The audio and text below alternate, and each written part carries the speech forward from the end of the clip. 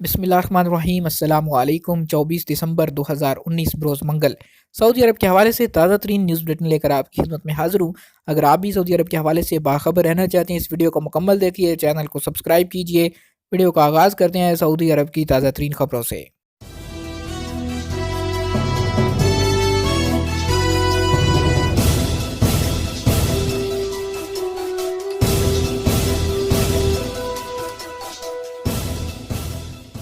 جمال Khashoggi کے قتل میں ملوث 5 افراد کو سزائے موت کا حکم۔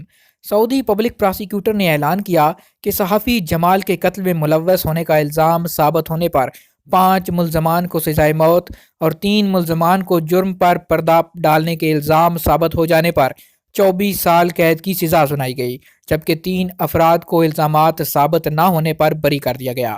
سعودی پبلک پراسیکیوٹر نے پیر کو اعلان کیا کہ صحافی جمال خشوگی کے قتل کی تحقیقات مکمل کر کے ملوث افراد پر مقدمہ چلایا گیا۔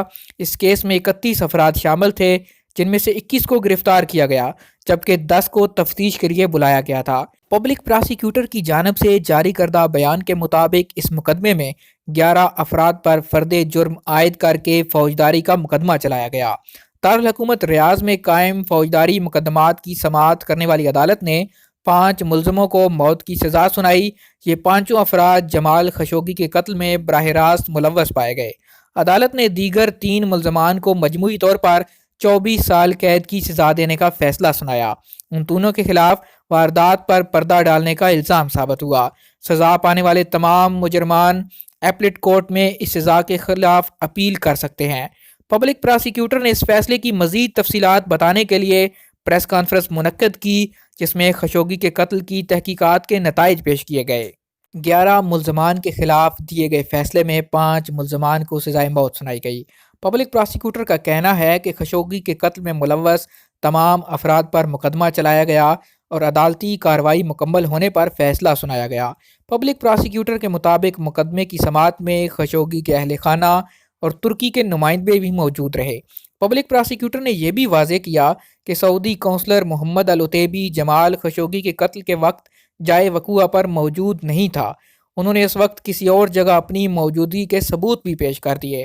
پبلک پراسیکیوٹر کا کہنا ہے کہ ان تحقیقات سے یہ بات پوری طرح سے ثابت ہوتی ہے خشوگی کا قتل منصوبہ بندی کے تحت نہیں ہوا۔ پبلک پراسیکیوٹر کے مطابق خشوگی کے قتل میں ممکنہ طور پر ملوث تمام مشکوک لوگوں سے پوچھ گچھ کی گئی۔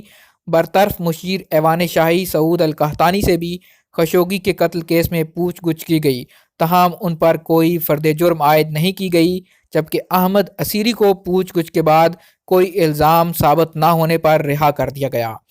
سعودی عرب مخصوص کوکنگ آئل پر پابندی۔ سعودی وزیر صحت ڈاکٹر توفیق الربیع نے کہا کہ سعودی عرب میں تمام ایسے کوکنگ آئل جو تیار کرتے وقت ہائیڈروجن کے عمل سے گزرے ہوں گے، ان پر 2020 میں پابندی لگائی جا رہی ہے۔ عرب نیوز کے مطابق وزیر صحت نے اس بات کا نوٹس لیا ہے کہ 2016 سے اب تک سعودی عرب میں امراض قلب کے ہسپتالوں میں 3 گنا اضافہ ہوا، جو اس جانب اشارہ کرتا ہے کہ یہاں دل کے مریضوں کی تعداد بتدریج بڑھ رہی ہے۔ اس سے پہلے وزارت صحت کی جانب سے ایسے کوکنگ آئل کے بارے میں عوام کو جزوی طور پر صحت کے خطرات سے خبردار کیا گیا تھا، جس سے ہائی کولیسٹرول، شریانوں میں رکاوٹ، ہائی بلڈ پریشر اور ذیابیطس کے امراض لاحق ہو سکتے ہیں۔ کھانے تیار کرنے والے ایسے تیل کو عام طور پر زیادہ دیر تک استعمال کرنے کے لیے کیمیائی اجزاء سمیت ایسے عمل سے گزارا جاتا ہے جو انسانی صحت کے لیے نقصان دہ ہے۔ ڈاکٹرز نے کہا کہ ہائیڈروجن کے عمل سے تیار شدہ تیل تقریباً تمام پروسیسڈ کھانوں میں استعمال ہوتا ہے اور اس کے مضر اثرات صحت ہونے کے باوجود بہت ساری کمپنیاں اسے فقط اس لیے ترجیح دیتی ہیں کہ یہ دیر تک خراب نہیں ہوتا اور کم قیمت میں دستیاب ہے۔ یہی وجہ ہے کہ اس کے خطرناک نتائج کو نظر انداز کر دیا جاتا ہے۔ تیاری کے مرحلے میں ہائیڈروجن کے عمل سے گزرے ہوئے ایسے کوکنگ آئل کے استعمال کے خلاف ڈاکٹروں نے وارننگ دی ہے کہ اس سے جسم میں موجود خون میں خراب کولیسٹرول کی سطح بڑھ جاتی ہے، جو شریانوں میں رکاوٹ پیدا کرتی ہے اور دل کے دورے کا سبب بن سکتی ہے۔ سمارٹ اپلیکیشن ٹیکسی کے غیر ملکی ڈرائیوروں کو مہلت۔ سعودی عرب میں سمارٹ اپلیکیشن کیب کے تمام غیر ملکی ڈرائیوروں کو 1 جنوری 2021 سے کام کرنے کی اجازت نہیں ہوگی۔ سمارٹ اپلیکیشن سے چلنے والی ٹیکسی کے تمام ڈرائیور سعودی ہوں گے۔ ویب سائٹ کے مطابق پبلک ٹرانسپورٹ اتھارٹی اور وزارت محنت و سماجی بہبود کے درمیان ہونے والے معاہدے کی روح سے نجی کیب کمپنیوں اور اداروں کو دسمبر 2020 کے آخر تک کی مہلت دی جائے گی۔ پرائیویٹ ٹیکسی کمپنیوں اور اداروں کو ہدایت کی گئی کہ وہ اس دوران اپنے غیر ملکی ڈرائیوروں کی جگہ سعودی ڈرائیور بھرتی کر لیں۔ ذرائع کا کہنا ہے کہ پبلک ٹرانسپورٹ اتھارٹی اور وزارت محنت و سماجی بہبود نے اس حوالے سے تمام تفصیلات طے کر لی ہیں۔ وزارت شہری خدمات کی تمام خدمات اب ابشر سے جڑ گئیں۔ وزارت شہری خدمات کے مطابق تمام خدمات مشترکہ قومی ویب ابشر سے جوڑ دی گئی ہیں۔ 15 جنوری 2020 سے مؤثر ہوں گی۔ ان کے مطابق وزارت شہری خدمات سعودی عرب کے تمام سرکاری اداروں، محکموں اور وزارتوں کے سعودی اور غیر ملکی ملازمین کے تقرر سے برطرفی اور حقوق و فرائض تک کے انتظامات دیکھتی ہے۔ وزارت شہری خدمات نے ٹویٹر پر بتایا کہ 15 جنوری 2020 سے کوئی بھی کام براہ راست وزارت سے رجوع کر کے نہیں کرایا جائے گا۔ ہر درخواست ابشر کے ذریعے وصول کی جائے گی۔ وزارت شہری خدمات نے واضح کیا کہ ابشر پر تمام خدمات جوڑنے کا فیصلہ سرکاری ملازمین کو سہولت اور آسانی مہیا کرنے کی غرض سے کیا گیا۔ 15 جنوری 2020 سے تمام سرکاری ملازمین بلا استثناء آن لائن خدمات حاصل کر سکیں گے۔ وزارت کے مطابق جو لوگ اس سہولت سے فائدہ اٹھانا چاہتے ہوں وہ ابشر پر جا کر اپنے اکاؤنٹ بنا لیں۔ ویب سائٹ ابشر کھول کر افراد کا انتخاب کریں، مستخدم جدید یعنی نئے صارف کا انتخاب کریں اور پھر اکاؤنٹ کو ایکٹیو کرنے کے لیے مطلوبہ کارروائی مکمل کر لیں۔ سمارٹ بجلی میٹر سے اضافی لاگت نہیں آئے گی۔ سعودی بجلی کمپنی کے ایگزیکٹو چیئرمین فہد صدیری کے مطابق سمارٹ میٹر سے آپریشنل اخراجات کم ہوں گے۔ CNBC عربک چینل کو انٹرویو میں فہد صدیری نے کہا کہ سمارٹ میٹرز کے منصوبے کی فنڈنگ کمپنی کے اپنے ذرائع آمدن سے کی جائے گی۔ تجارتی قرضے لے کر بھی کام چلایا جائے گا۔